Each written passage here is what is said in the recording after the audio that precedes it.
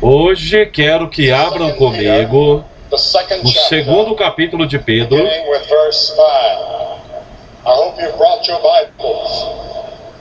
Espero que você tenha trazido a sua Bíblia, porque queremos falar sobre um assunto importante hoje: o julgamento de Deus, o amor de Deus e a vinda de Jesus Cristo.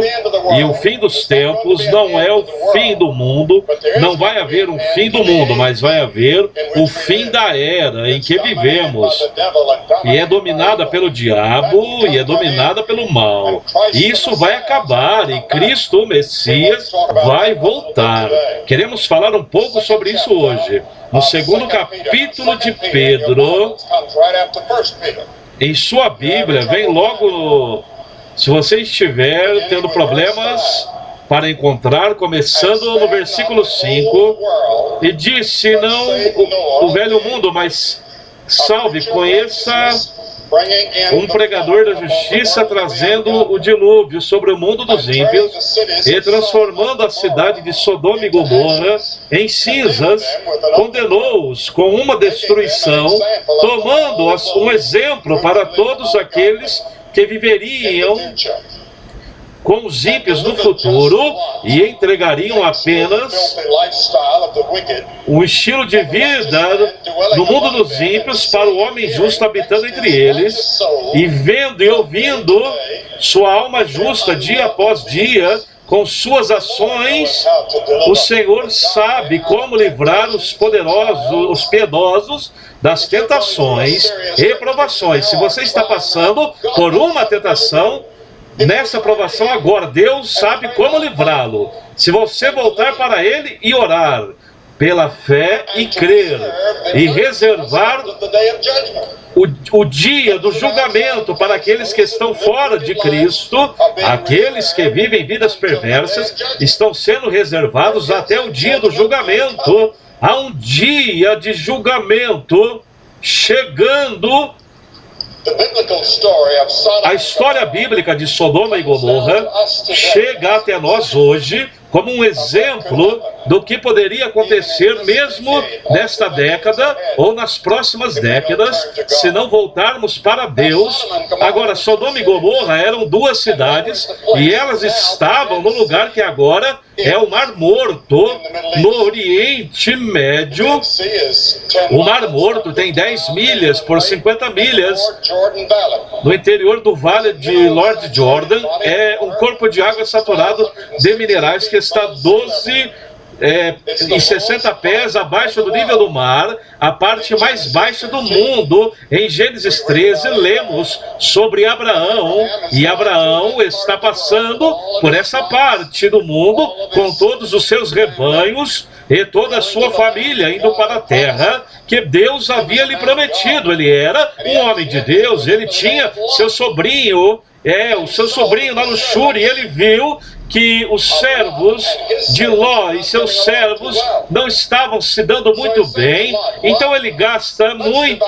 Vamos dividir, nós temos Ló, muitos outros, muito gado, seu gado e meu gado estão se misturando. Você escolhe onde quer morar, se quer ir para o oeste, em direção o que é agora a Palestina, ou se você quer atravessar o Jordão e ir para o Vale do Jordão, que é exuberante, como o Jardim do Éden.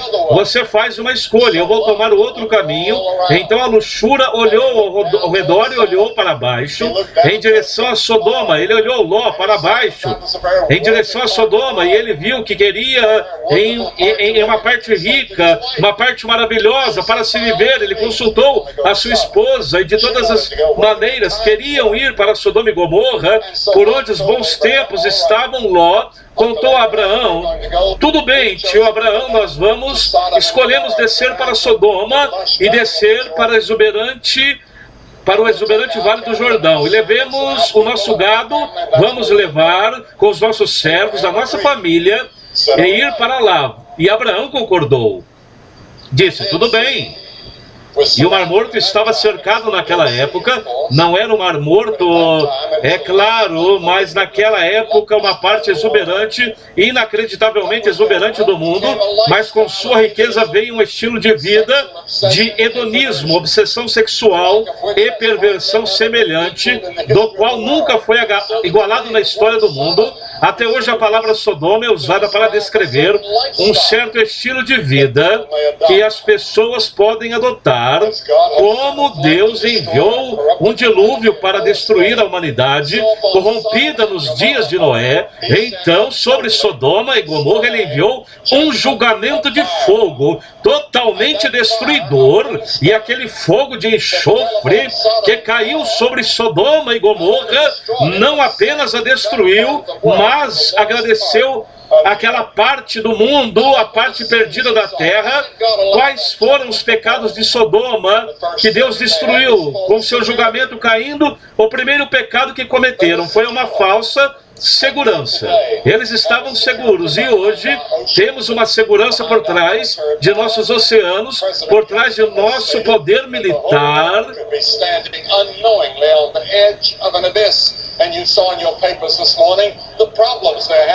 Os problemas que estão tendo na Rússia agora, no governo,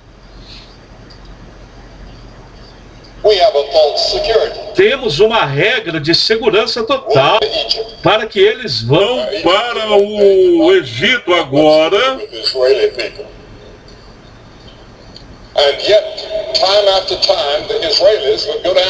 Desce ao Egito em busca de ajuda, e ele diz: fará aqueles que desçam ao Egito em busca de ajuda e ficam em cavalos e confiam em carros, mas eles não olham para o Santo de Israel. O Senhor fala agora aos homens ímpios do Egito, seus cavalos, e o Espírito do profeta está falando no capítulo 31, quando ele diz que tinham falsa segurança. Eles pensavam que estavam absolutamente seguros. Ninguém poderia tomar aquele lugar, Sodoma e Gomorra. Então, seu segundo pecado, que a Escritura menciona, é o prazer, pelo prazer em trabalho. No capítulo 22, diz: a alegria dos ímpios, a alegria do hipócrita, mas o momento que você tem um momento para aproveitar, então você tem a eternidade para se arrepender. Não, a Escritura diz: seus prazeres é por um momento, então tudo acaba. Então não há nada além do remorso e da culpa. E João Westwood escreveu há algum tempo: as pessoas não decidem ser bêbados ou viciados em drogas, prostitutas, assassinos, ladrões, mas eles armam a sua tenda em Sodoma, e os poderes do mal os venceu. Quantos de nós somos assim? Nós armamos nossa tenda em direção a Sodoma, no meio que vivemos em Sodoma, em meio ali em Sodoma, nós ansiamos pelas coisas de Sodoma, gostaríamos de ter a diversão e o prazer que imaginamos que eles estão tendo. Nós gostaríamos de ter todo aquele dinheiro. Em Judas, versículo 12, diz que há lugares em suas festas de caridade, quando eles festejam com você, se alimentando sem medo. Quantas vezes vimos eventos caridade que agradecem a Deus por aqueles que estão interessados, mas eles vão se dividir e ser vistos no lugar da caridade, e deles o lugar. E então vemos assim Sodoma e Gomorra. Ali tinha, sim, alguns deuses estranhos, sempre. O homem fará algo para se preencher. Isso é idolatria, e há muitos de nós que somos culpados da idolatria. Mas não percebemos, no Salmo 44 diz: se esquecemos o nome do nosso Deus ou estendemos a mão a um Deus estranho, Deus investigará isso. Romanos 1 diz: mudamos a verdade de Deus em mentira, adoramos e servimos mais a criatura do que o Criador.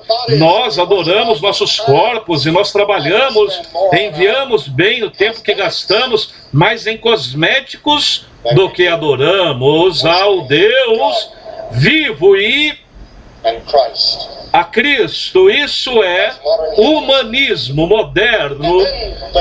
E eles também eram culpados de ganância. A ganância era uma praga de vida do povo de Sodoma e Gomorra. E um dos vícios que hoje tem milhões de americanos em seu vício é o jogo. Parte da motivação do jogo é a ganância. Trabalhadores em todo o mundo industrializado estão ficando cada vez mais traumatizados pelo excesso de trabalho. Seu esforço força ele ganhar mais do que a sua necessidade. Então negligenciamos nossa família. Mais dinheiro para que possamos realmente do que precisamos. Disso Deus prometeu suprir toda a nossa necessidade. Ele nunca prometeu suprir toda a nossa verdura. E depois dos pecados de Sodoma, Ele nunca prometeu suprir todas as nossas vaidades. E depois dos pecados de Sodoma, tão ruins que Deus destruiu. Em Romanos 1, Deus simplesmente desistiu. E Deus desistiu deles. Deus desistiu. Não só o fato de você estar aqui hoje mostra que Deus não desistiu. Você acha que Deus desistiu? Não, em Cristo ainda há oportunidades. O amor de Deus em Cristo, em 2 Timóteo 3, diz que os homens serão amantes de si mesmos, avarentos, presunçosos, orgulhosos, blasfemadores, desobedientes, ingratos, profanos, e qualquer um que acredita em alta moralidade hoje é motivo de risadas, chacota. Jeremias disse que eles tinham esquecido sobre a verdade, e eu estava contando sobre uma neta minha que se formou no colegial. Ontem minha esposa lá, e teve um momento difícil no colegial, porque ela tentou o seu melhor para o Senhor ali, e logo descobriu que estava quase sozinha, e foi magoada quando, adolescente, ela sofreu. Mas depois disse ao final da escola que diferentes começaram a vir até ela na sua classe e dizer: você sabe, estávamos errados em nossa atitude em relação a você. Observamos, você é fiel na sua crença. Queremos acreditar nisso. Então eles organizaram uma classe bíblica, Clube da Bíblia, para aquele pequeno grupo de pessoas, e observaram, tomavam seus amigos, porque ela nunca cedeu, ela nunca rendeu-se, ela nunca se rendeu totalmente.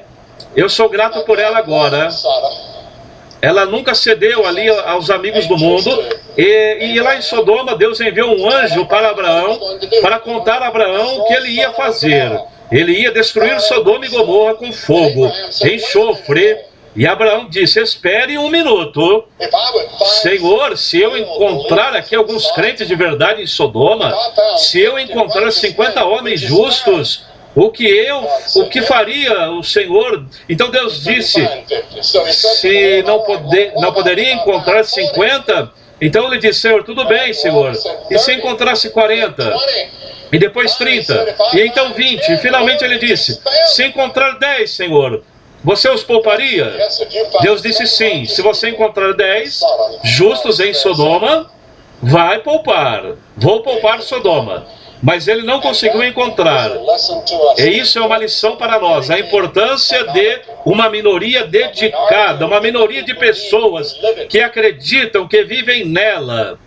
Exceto que o Senhor dos exércitos nos deixou um pequeno remanescente, que deveríamos, ali em Sodoma e Gomorra, ter sido como diz Isaías 1:9.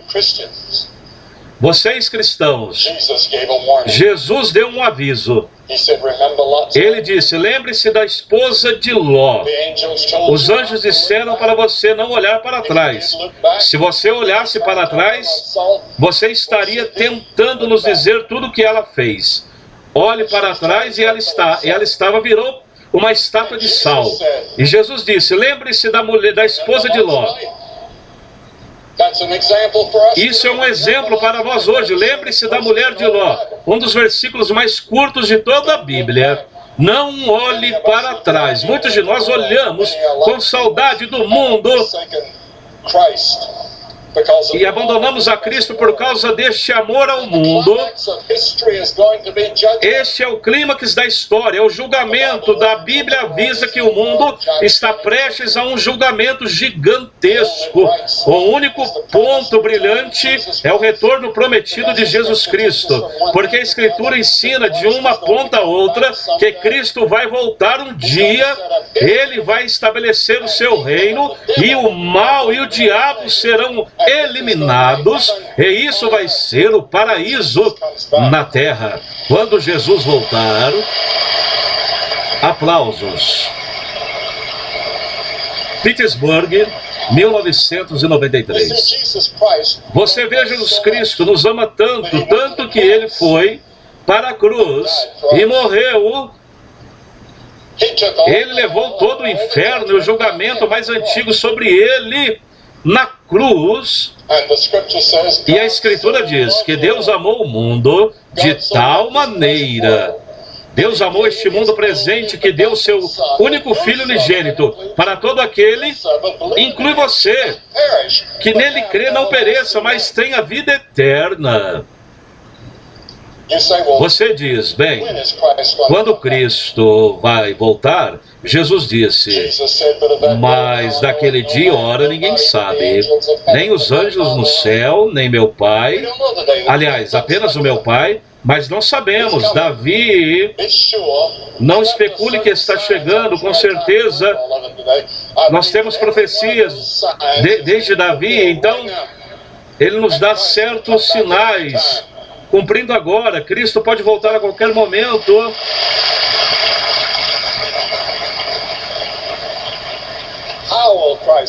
Como virá o Cristo? Pois o próprio Senhor descerá do céu com o alarido, voz do arcanjo e com a trombeta de Deus, e os mortos ressuscitarão primeiro em Cristo. Que tempo glorioso será quando Cristo voltar! A voz do arcanjo, estou ansioso para ouvir a voz, aquela voz de um arcanjo, seu triunfo, o Deus de triunfo, a trombeta. Assim também não será um momento de julgamento pessoal quando você realmente, que nunca recebeu Cristo. Você pode ser batizado, você pode ser confirmado, você pode ser membro da igreja. Tudo isso é maravilhoso, eu sou grato, mas isso não é o suficiente. Jesus falou com Nicodemos, ele disse, Nicodemos, toda a sua religião não é suficiente. Você deve nascer de novo. No momento em que você receber a Cristo, no momento em que você abre o seu coração e se entrega a Ele, o Senhor, naquele momento, o seu nome está escrito no livro da vida, e se seu nome não estivesse escrito no livro da vida, você nunca teria vindo nesse estádio. Porque só os escritos no livro da vida entrarão no reino de Deus. Aplausos. Você vê, para aqueles que estão escritos no livro da vida, Jesus morreu na cruz, pregos em suas mãos, uma estaca, uma coroa de espinhos na sua testa. Ele sofreu uma das mortes físicas mais agonizantes que uma pessoa pode sofrer. Mas não foi seu verdadeiro sofrimento. O verdadeiro sofrimento de Cristo foi quando ele disse, meu Deus, por que me abandonaste? Porque naquele momento Deus levou o teu pecado e o meu e colocou sobre Cristo. Ele carregou os nossos pecados e foi para o inferno, para o julgamento, para mandar ao inferno nossos pecados e o julgamento. O grande teólogo James disse que a cruz é o pivô demoníaco, em torno do qual gira toda a escritura da verdade cristã. Temos cruzes em nossas Bíblias hoje, cruzes nas igrejas. Sabemos a profundidade do significado da cruz. O que ela realmente significa? Que Deus diz para você que você é um pecador. Significa que Deus diz, eu te amo. Significa, é o único caminho de salvação. Significa que há coisas, que há caminhos de morte, mas vocês estão entrando por um portão estreito. E se vocês forem pelo caminho largo, vão ao caminho da perdição. Mas o caminho da salvação é estreito, o caminho que conduz à vida. E poucos são Os que a encontram, a estrada estreita, a estrada larga, você tem que fazer uma escolha. Cabe a você. Cristo é a porta, Ele é a porta estreita. Ele vai andar com você. Pode ser difícil. Pode ter uma vida de perseguição e incompreensão. Não é fácil. Ele disse que é um caminho difícil. Ele diz, aqui é um caminho difícil. Mas se você quer com certeza, você sabe, quando você morrer, para o céu você vai. Se você estiver pronto, vem pela porta estreita. Faça essa escolha que você tem que fazer. Arrependa-te do teu pecado. E você que não tem certeza que você se arrependeu, entregue-se totalmente a Cristo, seu coração, sua mente, seu corpo, sua vida. Cura. Que Cristo seja o primeiro na sua vida. Vou pedir, assuma esse compromisso essa tarde.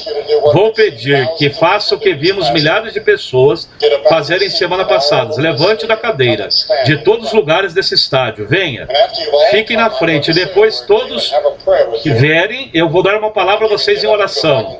E você pode se levantar e voltar com seus amigos. E vou lhe dar uma escritura para ajudá-lo na sua vida cristã. Levante-se e não demore, porque ele diz agora, o tempo aceito hoje é dia de salvação. Você nunca pode ter outro momento como este. Você pode não ter mais. Você pode viver como está em Pittsburgh, talvez outra geração, e tanto quanto você está preocupado, você pode, estamos esperando você.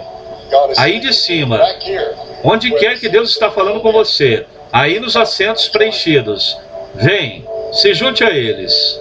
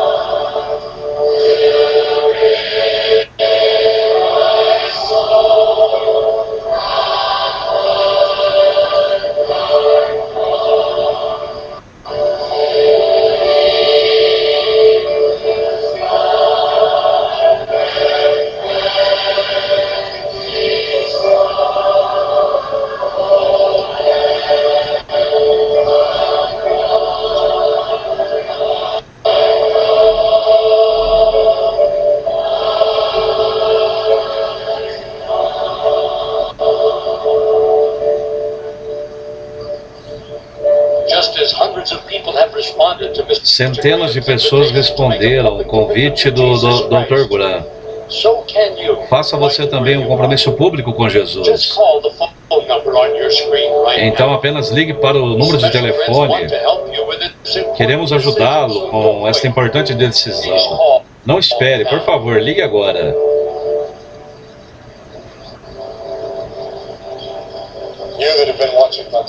Você tem assistido na televisão, aqui neste grande estádio, Three Rivers, em Pittsburgh, Three Rivers, bem aqui. Você ouviu a mensagem, e Deus falou com você. Vimos centenas de pessoas vindo aqui, muitas centenas no caminho. Assuma o seu compromisso com Cristo, onde você pode dizer sim a Cristo. Ele te ama, Ele quer te perdoar, Ele quer mudar e te dar uma nova vida. Deixe-o entrar em seu coração. Apenas diga: Senhor, eu sou um pecador. Eu me arrependo dos meus pecados. Da melhor maneira, eu não tenho certeza, mas Senhor, ajude-me a me arrepender e acreditar. Senhor, preciso da tua ajuda para acreditar, e ajude-me a segui-lo e a servi-lo.